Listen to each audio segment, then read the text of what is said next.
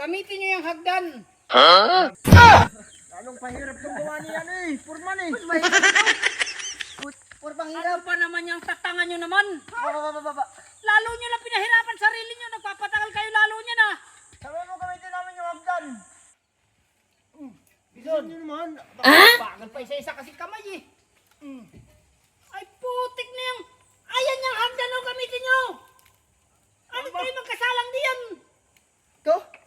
Ay walang hiya kaya naman pala hindi ka makaayos ng pag-aabot eh. Oh. Ano ba namang style nyo yung...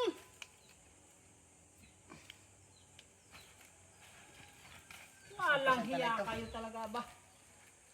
Gamitin nyo yung hagdan. Yung hagdan papunta dyan. Ano? Gamitin nyo yung hagdan para kapag-abot na maayos ng hollow block. Sige, gamitin nyo yung hagdan.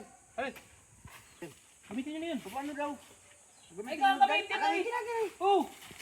Gamitin nyo. At ako pa rin ang taga-abit sa inyo.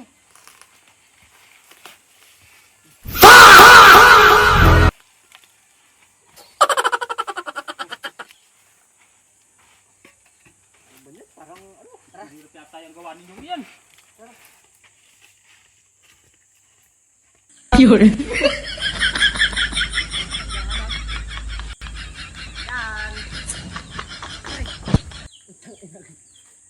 Ano? Anong pahirap itong gawa niyan eh. Purman eh. Mas mahirap ito.